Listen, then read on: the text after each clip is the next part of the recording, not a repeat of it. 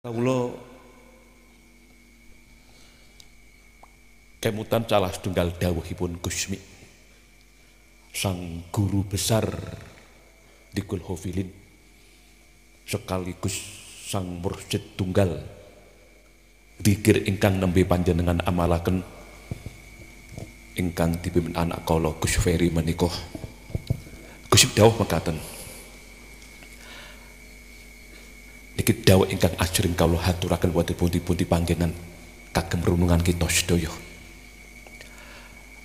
Bejo-bejone manungsa ingkang sugeng nalika zaman mbah-mbah kita rumiyin. Artinya alangkah beruntungnya kakek nenek kita yang hidup pada zaman 50 tahun yang lalu, 100, 200 tahun yang lalu. Nah, alasanipun Gusmi dawuh seperti ini, menawi kita kersa ngrenungaken memang nggih leres. Semisal pada zaman kakek nenek kita, kahanan dunya niku taksih cenderung tentrem ayem. Pada saat itu nyuwun sewu, bencana-bencana ingkang ageng niku dereng wonten. Semisal gempa yang fenomenal di Yogyakarta kalau zaman mbah kita mboten enten. Tsunami yang dahsyat di Aceh mboten enten. Kehidupan yang masih bersahaja, dunia sing taksih masya Allah tentrem ayem. Pada saat itu kalau semanten nggih mewujudkan semisal rumah tangga yang benar-benar dijiwai oleh sakinah mawaddah warahmah niku taksih gampil Mbah Yai. Niku zaman rumiyin. Lalu termasuk salah satunya adalah membimbing mendidik anak-anak kita agar terwujud solih dan solihah. Kalau semanten niku gangguan boten kata katu zaman sakniki. Dereng malih kebutuhan ekonomi ingkang boten kados zaman sakniki. Godaan kathah sanget. Dereng malih mraktekaken estu istiqomah taat dhateng Allah. Madhep fokus dhateng akhirat. Taksih gampil kalau zaman semanten. Dereng malih hal-hal sanesipun nggih, masya Allah. Dan ternyata leres. Pramila kawula nyuwun sewu nggih. Enten malih. Di zaman sekarang ini mencari sosok piantun yang cenderung rendah hati, tawadhu, dia tidak membanggakan hartanya, dia tidak membanggakan ilmunya, dia tidak membanggakan silsilahnya dan lain-lain. Dia selalu lahir batos merasa bahwa saya bukan siapa-siapa. Niku sampun longko sanget. Pramila kawula pinanggih jenengan kaping pinten Mbah Yai? Kaping kalih menika. Nggih. Kalau nalika awalan pinanggih Mbah Yai Toha Alawi pengasuh pesantren At-Thahiriyah niki ngantos dalu menika, jujur apa yang membuat saya salut dan tertarik dengan beliaunya bukan karena ilmunya, bukan karena Qur'annya. Pak menawi kula kepareng matur nggih, di zaman sekarang ini pados piantun pinter nggih kathah, pinter pidato, pinter ngaji kathah. Pados piantun ingkang pakar Quran, ahli Quran nggih kathah. Tapi ada satu hal yang sekarang sulit dicari. Ini yang membuat saya kagum pada niki panjenengan pun Mbah Yai Toha Alawi niki. Milai kalau awal pinanggih beberapa waktu yang lalu, piantunipun rendah hati, tawadu, Masya Allah. Niki karena memang Mbah Yai Toha pengasuh pesantren kan tahu betul urutan nomor 1 yang paling dibenci oleh Allah adalah kesombongan, ketakaburan. Pramila nyuwun sewu nggih. Semisal seorang Gusmi nggih, satu-satunya putra Ki Ahmad Jayuli Pondok Ploso Gede yang sejak kecil hidupnya itu berkelana sepanjang masa ngantos akhir hayatipun. Ibaratipun Gusmi ini kan memang sosok fenomenal, sosok yang ibarat tokoh 1001 malam. Ibaratipun ngaten lho nggih, seorang Gusmi niku cara secara ilmiah nggih mboten nate tekun ngaji, mboten nate tekun sekolah, tapi Gusmi punya kepandian yang di luar nalar, punya karomah yang luar biasa. Tapi seorang Gusmi nggih, Masya Allah, selalu menghormati siapapun yang ditemuinya, baik itu orang nakal, kiai, preman, petani, guru, polisi, dan lain sebagainya. Seorang Gusmi nggih yang punya jutaan umat di negeri ini dengan tikul hofilinya, termasuk niki punya jasa mengembangkan mulyane Quran di Indonesia ini. Tapi seorang Gusmi niku nggih, Masya Allah, ketika bertemu dengan orang nakal selalu mengatakan bahwa dosa-dosa saya lebih banyak ketimbang dirimu. Ngoten niku Gusmi. Nyuwun sewu jenengan mlayu kemutan antawis tahun 90-an 80 pinten ngoten niku zamanipun Pak Harto. Mungkin jenengan kemutan kan enten istilah Petrus kemutan jenengan nggih tahun 80 pinten. Petrus niku istilahipun kala semanten niku nyuwun sewu, siapapun kala semanten terlihat pun cara gampilipun nakal ngoten mawon nggih, niku pasti benjang besok pagi pun amblas ngoten nggih. Lah dulu di kota Kediri wonten piantun ingkang saking nakalipun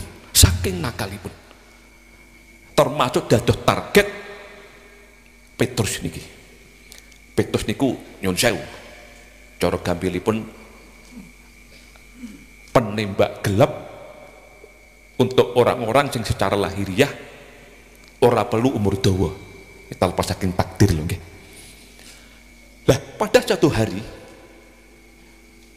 Gusmi niku dari kejauhan semerap lari niki, lajeng dawuh ingkang dipun ajak jagongan, kayak bocah kaya nggih Gus leres. Napa ingkang diungkapne Gusmi? Bocah iku sik luwih apik katimbang aku.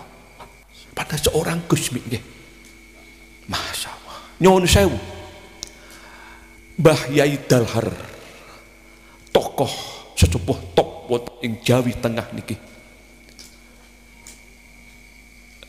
nate nyuwun donga Gusmi saat Gusmi usia 9 tahun. Coba itu niku estu ingkang ngamini niku nggih Mbah Yai Dalhar, lajeng adikipun Gusmi asipun Kyai Fuad Jayuli, so kakang asmanipun Kiai Nurul Huda Jayuli.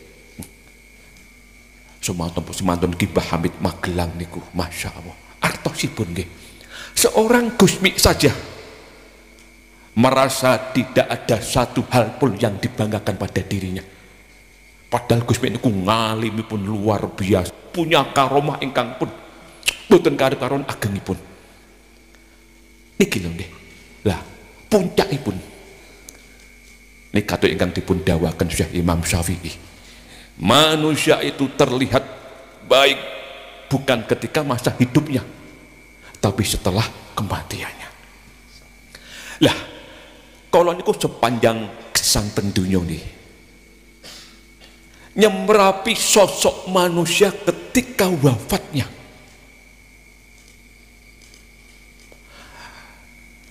Jenazahipun Gusmi dipun sholati wonten ing Masjid Pondok Ploso Kediri. Niki insyaallah Yai Sobri ugi menyaksikan nggih. Kala semantun nggih. Desa Ploso niku lautan manusia. Piantun badhe nderek nyolati Gusmi itu pun kangelan. Lah jenazahipun dumugi Pondok Ploso antawis jam 11 dalu. Dipun sareaken antawis jam kalih siang.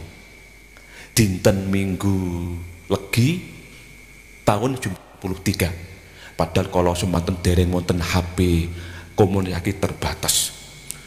Dipun sholati nggih ribuan orang bergantian mulai pukul 11 dalu ngantos jam kalih siang. Itu sampai mencapai 105 kali. Itu baru seorang Gusmi. Gambaran memang Gusmi yang sosok yang istimewa. Manusia baik, tapi seorang Gusmi astu nerapaken la ilaha illa anta subhanaka inni kuntu minadz dzalimin Rabbana dzalamna anfusana wa illam taghfir lana wa tarhamna lanakunanna minal khosirin. Seorang Gusmi nggih pramila memang nyuwun sewu Bapak Ibu nggih, kita ini hidup di tengah-tengah jutaan orang, hidup di tengah-tengah manusia kata ingkang warna-warni. Wonten ingkang kalih Allah dipun takdir bidangipun semisal dados petani, dados guru, dados tentara, polisi, kiai dan lain sebagainya. Allah mentakdir mereka dengan sesuai bidangipun. Lah artinya memang Gusmi menindaklanjuti ajaran pun Syekh Imam Ghazali.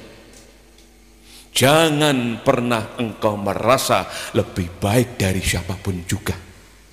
Jangan engkau merasa lebih benar, lebih hebat dari siapapun juga. Karena apa? Nyuwun sewu nggih.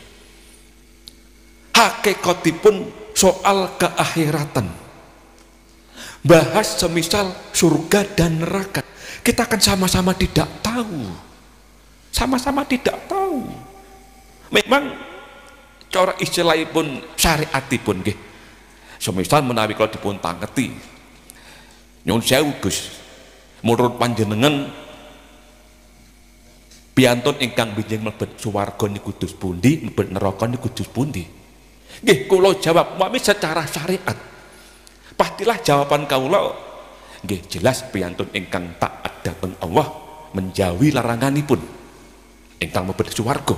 Dan orang yang mlebet dhateng neraka nggih piantun yang boten taat dhateng Allah, remen nglanggar perintah pun Allah. Tapi praktekipun kelak di akhirat kita akan sama-sama tidak tahu. Jelas panjenengan nggih. Surga itu leres berdasarkan amaliyah dan perilaku kita ten dunya niki. Tapi mutlakipun kan karena rahmat dan pertolongan dari Allah. Niki lho nggih. Niki penting sangat. Pramila kula kemawon dawuhipun Gusmi nggih. Nalika wonten ing Jember ada Gus Dur, ada Kiai Ahmad Siddiq yang pada saat itu piantun kekalih niku sebagai ketua PBNU, sebagai Rois Am NU. Gusmi dawuh ngeten. Ilmu itu penting untuk bekal perjalanan hidup agar kita tahu mana yang benar, mana yang salah, agar kita tahu jalan untuk menuju Tuhan ingkang leres kados pundi dan lain sebagainya. Tapi ada hal yang lebih penting lagi, meraktekaken ilmu yang dimilikinya. Ya. Salah satunya adalah niki lagi. Kita niki ngrumaos dosa niku kathah. Nah, nggih. rumaos kita niku salahipun kathah, terus banyak berbuat baik, memperbaiki diri, nyedakaken dhateng Allah, dan terus berjuang untuk mengejar husnul khotimah. Ini sing paling inti. Pramila digul hofilin niki nggih. Digul hofilin termasuk wonten ing daerah Banyumas ugi dipunpeni Al-Makarum Yai Sobri menika. Niki karya Gusmi nggih, dan jutaan orang mengamalkannya mulai dari Pulau Bali, wonten Kalimantan, wonten Palembang dan lain sebagainya. Digul hofilin niki panjenengan cermati. Di dalamnya ada Fatihah yang hampir 140 kali yang ditujukan untuk Rasulullah dan para wali-walinya. Ugi wonten ayat kursi, wonten doa Robbana atina fid dunya hasanah, lajeng wonten istighfar setunggal atus, sholawat 300 dan lain sebagainya. Zikir ini di samping Quran ingkang dipun waspara nuwun sewu nggih, kejawi untuk penentram hati, penentram hati di tengah-tengah kehidupan kita yang sangat padat aktivitas ini, yang siapapun rawan punya masalah, punya problema. Lajeng niki pados tombo mana mendekatkan diri kita pada Allah. Termasuk salah satunya adalah lewat para wali-walinya. Ada lagi sing boten ketinggalan nggih di Gulbofili niki. Niki dawuh Gusmi nggih. Tempat kita itu mawas diri bahwa kita ini bukan siapa-siapa. Niki penting sangat nggih, penting sangat. Pramila nyuwun sewu. Kawula kan sampun nanti matur wonten budi-budi panggenan. Pada saat itu ketika semisal kawula setiap pinanggih Gusmi, nomor satu ajar Gusmi dateng kawula adalah cara menghormati orang lain. Niku nomor setunggal. Cara menghormati orang lain. Pramila kan kados Mbah Yai Toha Alawi niki coba itu.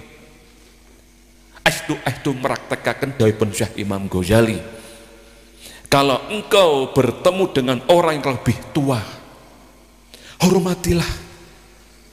Merasalah bahwa ilmu orang tua yang kamu temui itu lebih banyak, lebih tinggi ketimbang dirimu. Ketika kamu ketemu dengan anak yang lebih muda, walau anak kecil sekalipun, hormatilah dia. Merasalah bahwa anak kecil yang kamu temui itu pastilah dosanya lebih sedikit ketimbang dirimu. Memang ngeten niki aurat nggih, aurat. Pramila dumateng Mbah Yai Toha Alawi, Masya Allah, mugi-mugi dengan dikeluwi ing dalu menika, dengan semaan Quran ing dinten menika, beto barokah ingkang ageng, khususipun kagem panjenengan sekeluarga, umumipun dateng pesantren At-Thahiriyah ingkang panjenengan asuh niki, mugi-mugi Allah paring ridho. Mugi-mugi santri-santri ingkang panjenengan asuh niki, ya Allah, mugi-mugi masa depanipun dipun paringi sae, dipun tata donya lan akhiratipun. Mugi-mugi dados lare-lare ingkang sholih, lare-lare ingkang sholihah, ingkang binjang saged binggahaken tiyang sepahipun. Ketika orang tua sudah tua, ketika orang tua sudah menjadi penghuni kubur, puncakipun semogalah termasuk anak-anak kita sedaya niki akan menjadi penyangga orang tuanya di akhirat nanti. Dados kesimpulanipun mangkaten lho nggih. Acara di Gulhofilin termasuk semaan Al-Quran niki, ini memang kagem siapapun juga. Pramila rumiyin niku Gusmi nalika awal damel semaan Al-Quran nggih, antara tahun 86. Pada saat itu Gusmi Boten damel bahasa majelis ngaji jantiku mantabah, tidak seperti itu. Karena menawi piyantun umum enten kalimat ngaji kan ajrih, artinya waduh aku ra iso ngaji, aku gak ngerti alif bata, aku gak gelem, aku wedi melu kegiatan iku. Tapi Gusti boten pada saat itu. Niki saking jembaripun Gus nggih ngomong umat kathah, ngayomi umat kathah. Makhluki pangeran ingkang warna-warni niki. Bahasanipun ngeten, majelis jogrokan jantiku mantap. Bahasanipun jogro artinya panjenengan rawuh namung mireng ngedep Quran nggih sae, namung mirengaken nggih sae. Niki lho nggih. Niki sing kang hubun kalih Quran. Al-qari'u wal mustami'u fil ajri syarikan bi fahmin au bi ghairi fahmin. Saged maos Quran utawi mboten faham utawi mboten faham, insyaallah pangeran di dalam paring welas dateng kita sedaya niku sami. Ingkang penting panjenengan termasuk dikun hafil ngeten niki. Semisal anak kula Gus Ferry nggih maos Fatihah tunggal atus. Panjenengan semisal maos Fatihah kaping kalih ngantuk sari. Lajeng mangke wungu pun pikantuk Fatihah semisal kawan dosa. Terus mekaten mboten masalah. Pun ingkang penting panjenengan kersa rawuh. Lah, semisal mboten ingkang tanget. Lah nyuwun sewu Gus, napa manfaatipun digul hafilin ngeten niki? Napa tujuanipun semaan Al-Qur'an? Nuwun sewu nggih. Kula kan matur. Kita ini hidup di zaman seperti ini. Masya Allah. Kawula niku saben dinten Bapak Ibu nggih pinanggih piyantun kathah.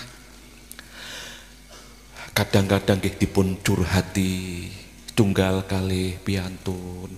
Termasuk dhewe petak ngeten iki. Dicurhati, nyuwun sewu Gus, rumah tangga kula murat marit, ekonomi kula nggih semantun niki amburadul, anak-anak kula angel ditoto, kula sakit mboten saras-saras. Pun segala bentuk dinamika lakon dari Allah. Sebagai manusia biasa, pastilah siapapun orangnya, dia akan sedih ketika Allah paring cobaan. Dia akan menangis ketika Allah paring ujian. Niki salah satu bentuk bedane manungsa biasa kalih para wali. Kula sering matur perkawis niki nggih. Setingkat para wali wah. Semisal dipun paringi badan niku sakit, mereka tidak minta sehat, tidak minta sembuh, dan tidak minta umur panjang. Ketika Allah memberi ujian dan cobaan apa saja, tidak pernah menangis, tidak pernah takut menjalani kehidupan. Memang para wali kan estu ngestokaken intoliku ila abdi fasubbu alaihil bala asobah fa inni uhibbuan asma'al sauta. Lah kita kan makom kita kan dun-dun kisah monten. Dados para wali wah niku nggih intinipun ngaten, para wali niku nggih ya Rabbi, apapun piparing panjenengan dateng kawula, apapun bentuknya niku, kula panjenengan takdir melarat, kula panjenengan kodar sakit dan lain sebagainya, nyumanggaaken panjenengan ya Rabbi, ingkang penting panjenengan ridho. Lah kita kan dari tingkatan sak monten. Pramila kesimpulan pun ngaten nggih. Mugi-mugi dengan digul hafili niki, kita sebagai manusia biasa, badan kita mugi-mugi dipun paringi sedaya. Mugi-mugi kita dipun paringi panjang umur, berkah, manfaat. Sedaya mugi-mugi dipun paringi husnul khotimah. Dan semoga dengan digul hafili niki, dengan semal Al-Qur'an niki, barokai kagem kehidupan kita wonten ing donya niki. Rumah tangga dipun paringi sae, anak-anak nggih manut sedaya, lajeng Allah memudahkan segala urusan kita teng dunya niki, termasuk mugi-mugi dados tumbal dados haikal masyarakat kabupaten niki. Mugi-mugi Allah menjauhkan dari segala bentuk balak bencana ila yaumil qiyamah. Dados kesimpulanipun ngaten lho nggih. Monggo kita hidup berbaur menungso kathah. Kita tidak perlu menjaga jarak dengan siapapun. Artinya sampun ngantos kita semisal merasa kedudukan kita lebih tinggi, derajat kita lebih tinggi, kasta kita lebih tinggi. Oh sampun ngantos, ampun ngantos.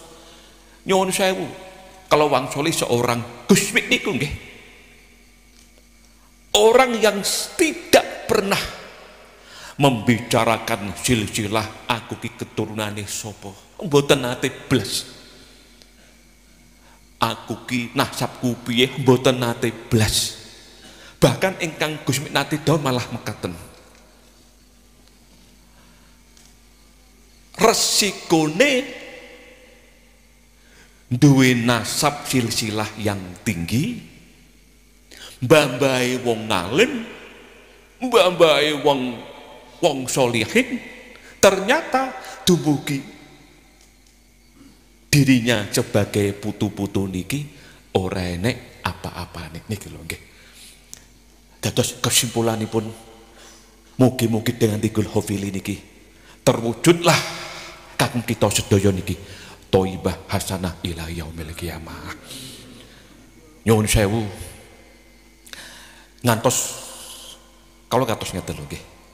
Sehubungan perkawis kahanan nalika zaman babah kita rumiyin. Salah satunya adalah didik anak. Mboten pareng kita tiru-tiru Mbah Yai Toha Alwi ingkang putrane pinten jenengan? Sedoso. Nah niki mboten pareng ditiru. Paham jenengan nggih? Mbah Yai Toha Alwi kagungan putra sedoso. Niki mboten pareng ditiru. Karena Mbah Yai Toha Alwi kan mampu menghantar putra-putranya untuk menjadi solih dan solihah. Kula mboten mampu Mbah Yai. Kula teng putih-putih selalu matur nggih. Dulu Gusipun juga dawuh seperti itu di akhir zaman. Ora usah duwe anak sing akeh. Lek nyangkut perkawis ngopeni dari segi ekonomi materi, kula yakin panjenengan mampu. Tapi menghantar anak-anak kita untuk menjadi solih dan solihat tidak semudah membalikkan telapak tangan. Nah kadang wonten pertanyaan, nuwun sewu Gus, kenapa jenengan selalu ngendikan anak itu wajib solih dan solihah, wajib solih dan memang leres, memang harus, karena kan anak di sekolah nih, anak di pondok ini kan dalam rangka niki ikhtiar supaya anak-anak niku sae. Sebab ngeten lho nggih. Kita ini sebagai orang tua mungkin tidak terpikir kalau kita sudah tua renta, badan sakit-sakitan, pun boten sakit nopo-nopo. Hiburan kita namung anak. Hiburan kita namung anak. Dereng malih kalau kita sudah nyuwun sewu, semisal nggih, kita dirawat wonten griya sakit, kondisi sakit parah, ini pasti terjadi. Datang kita sedaya, kita ngamar wonten griya sakit katakanlah gasaten seminggu kalih minggu, dan Allah berkehendak ngambil kita dan dokter menyatakan kita meninggal dunia. Sanak saudara, tetangga, teman-teman berdatangan. Keluarga sampun nyiapaken kedatangan jenazah kita. Tapi nyuwun sewu, tetangga, teman-teman tidak lagi memanggil nama kita. Semuanya dengan menyebut kapan jenazahnya datang, kapan jenazahnya dikubur. Dan kalau kita sudah menjadi penghuni alam barzakh, nyuwun sewu, Mustahil teman-teman tetangga kita akan mati hayi kita. Mustahil tetangga teman-teman dunga akan kita kecuali saat tahlilan kemawon. Andalan kita cuman anak-anak kita, Bapak Ibu.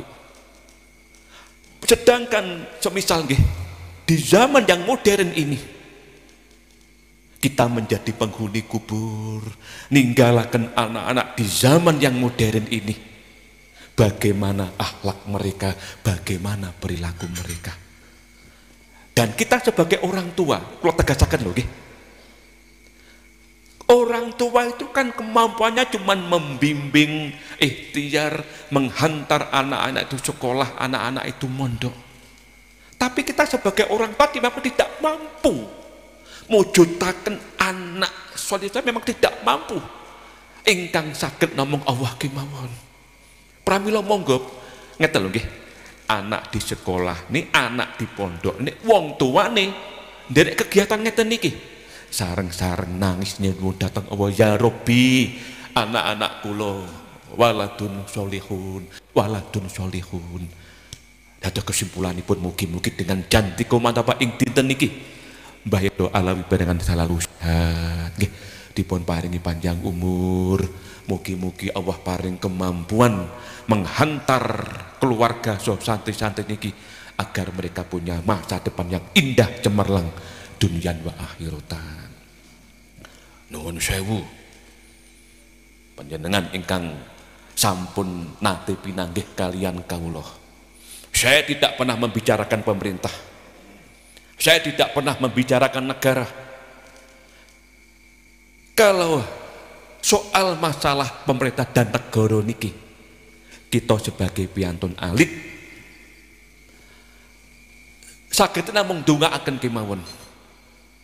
Mugi-mugi dengan kegiatan Quran dan Dikul Hofilin, negari Indonesia niki dipun paringi aman nyaman ila yaumil kiamah, dipun paringi makmur. Siapapun yang memimpin negeri niki, semogalah Allah paring baldatun thayyibatun warupun ghafur. Saya tidak pernah berbicara politik karena memang saya bukan orang politik.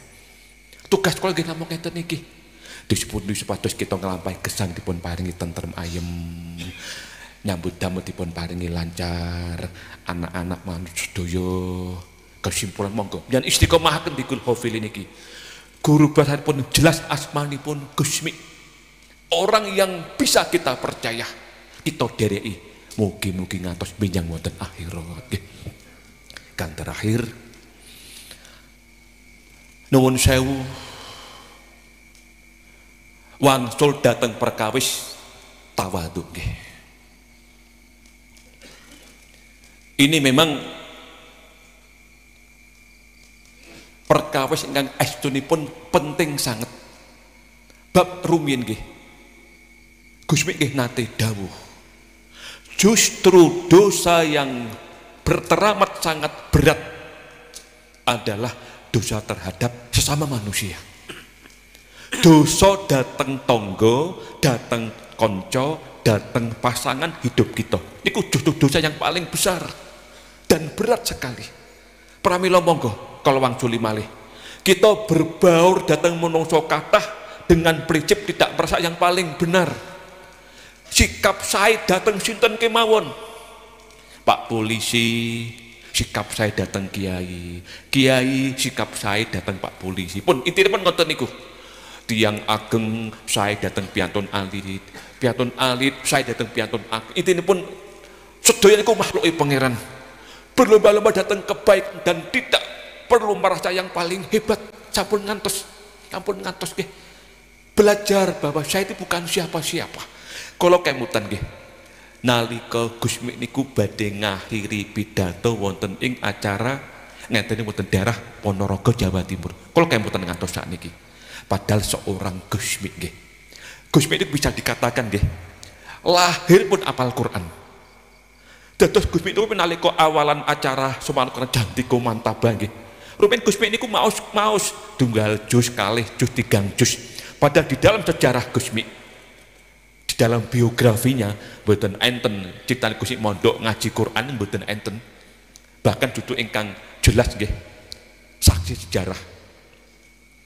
Rumin zaman antawis tahun kawan doso pitu kawan doso wolu Ki Ahmad Jayuli Pondok Ploso kagungan santri awal naminipun Pak Amjah saking Blitar Jawa Timur.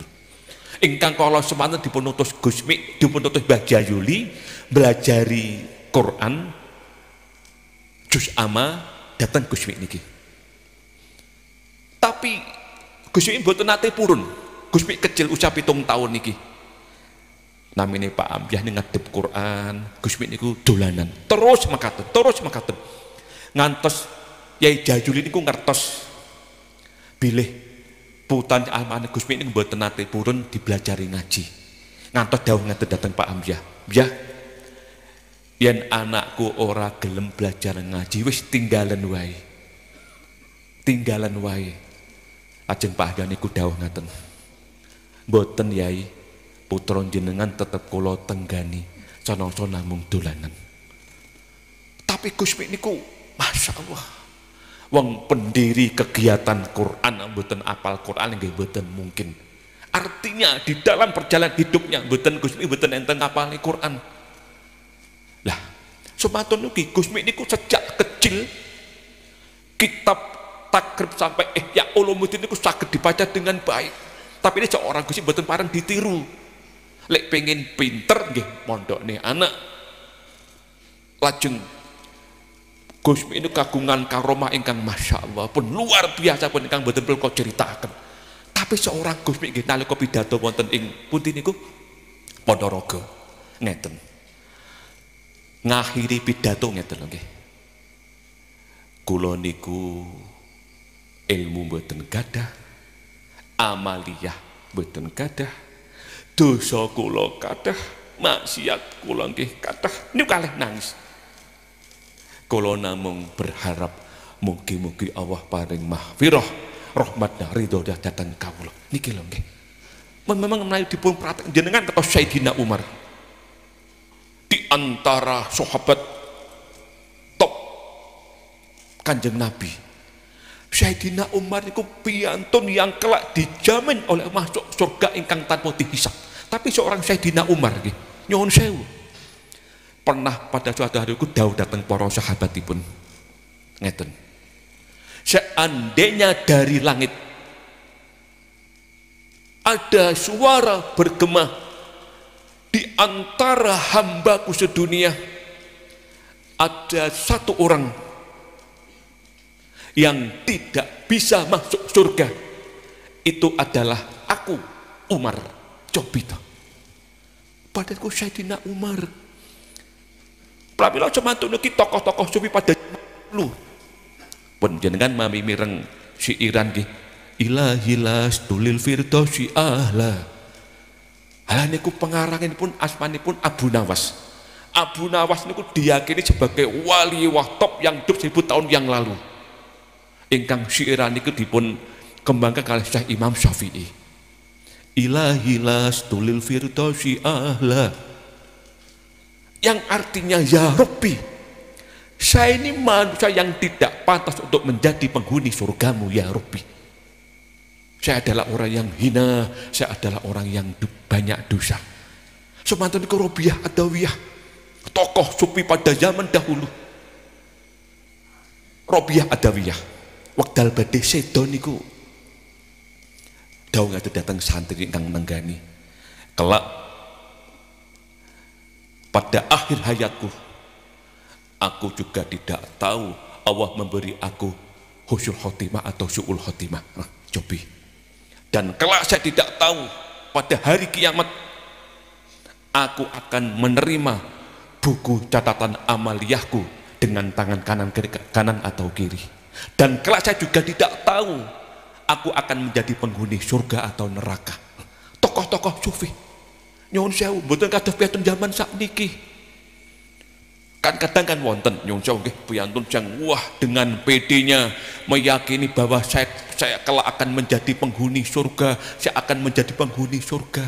Kalau kemudian pada zaman Rasulullah wonten kelompok orang Yahudi, setiap keluarganya meninggal selalu mengatakan bahwa saudaraku ini pasti kelak akan masuk surga, pasti akan masuk surga. Dan ini didengar oleh Kanjeng Nabi Rasulullah itu dawuh, jangan sombong seperti itu, karena surga dan neraka adalah mutlak hakipun Allah kemawon.